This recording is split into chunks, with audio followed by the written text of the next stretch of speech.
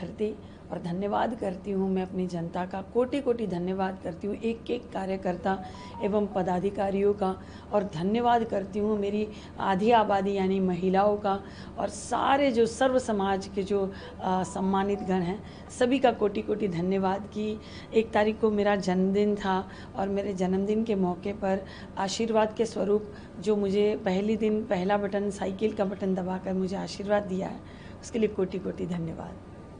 Exit poll के आंकड़े, बहुत सारे एग्जिट पोल के आंकड़े जो है बीजेपी को दिखा रहे हैं, ज़्यादा सीटें निकाल रहे हैं, तो क्या कहेंगे एग्जिट पोल को लेकर? देखिए, ऐसा कुछ भी नहीं है। यहाँ जनता का चुनाव था, जनता लड़ रही थी। इंडिया गठबंधन के साथ साथ जनता भी लड़ रही थी। यहाँ जनता ने वोट किया और जनता जीत रही है। एग्जिट पोल कुछ भी दिखाए उससे कोई फ़र्क नहीं पड़ता। ये मनोबल गिराते रहते हैं। ये ज़रूर ऐसी कोई ना कोई बातें करते हैं जिससे इनको लगता है कि कार्यकर्ता का मनोबल गिर जाएगा, लेकिन ऐसा कुछ नहीं है। हम सभी तैयार हैं और जीत की ओर अग्रसर है और इंडिया गठबंधन की सरकार बन रही है। चैनल की एग्जिट पोल की बात अलग करें, अगर आपके दिल के एग्जिट पोल की बात करें तो क्या चुनाव में क्या आ रहा है? इंडिया गठबंधन की सरकार बन रही है और गोरखपुर में ऐतिहासिक जीत जनता की हो रही है। तो इस बार ऐतिहासिक जीत होगी? हाँ, बिल्कुल बिल्कुल होनी चाहिए। जनता अपने मुद्दों पर लड़ी है। जो भी मुद्दे थे, बेरोज़गारी तो सबसे बड़ा मुद्दा है। सबसे गंभीर अगर कोई मुद्दा है इस देश में तो बेरोज़गारी है, क्योंकि युवा इतने परेशान हैं कि हर सरकार में महंगाई और गरीबी तो आती जाती रहती है, उतार चढ़ाव रहता है। लेकिन भारतीय जनता पार्टी की सरकार ने जो सबसे बड़ी परेशानी अगर कोई दी है तो वो युवाओं को बेरोज़गार कर दिया।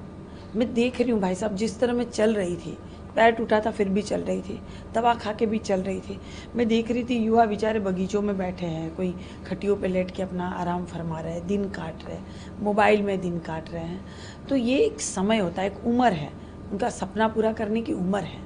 उनके जो सुनहरे सपने जो उन्होंने देखा इतनी पढ़ाई लिखाई के बाद, इनकी डिग्री जहाँ यूज़ होती है वो उम्र है, लेकिन वो उम्र उनकी वेस्ट हो रही है।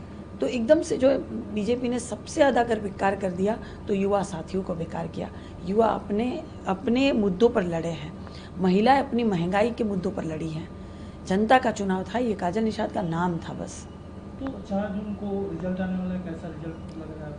बहुत शानदार रिजल्ट लग रहा है। इसमें एक और चीज़ है, 1 जून को मेरा जन्मदिन आता है, लेकिन जब जब हम कुंडली बनाते थे, जैसे हम किसी के पास कुंडली बनाते थे, किसी परमादरणीय पंडित जी के पास, कि कुंडली बनाइए देखिए ज़रा क्या है जीवन में, क्या है, इस तरह संजय जी बनवा देते थे।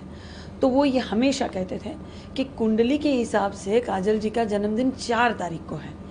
1 को तो लिखा गया है, लेकिन कुंडली में मिथुन राशि आ रही है काजल जी की, और मिथुन राशि के हिसाब से इनका जन्मदिन 4 तारीख को है, 4 जून को। तो 4 जून भी हमारी ही डेट है और 1 जून भी हमारी ही डेट थी, यानी दोनों दिन हमारे हैं, शुभ हैं। तो ईवीएम को लोग सवाल उठाए जाते हैं और धांधली का भी, तो क्या ऐसे में ईवीएम की रखवाली वगैरह भी कहीं? बिल्कुल बिल्कुल, हम रखवाली कर रहे हैं। हम पूरी तरह से मुस्तैदी के साथ तैयार है। इस बार जनता तैयार है अच्छी तरह से, अपने हथियारों के साथ जनता तैयार है, अपनी तैयारियों के साथ जनता तैयार है।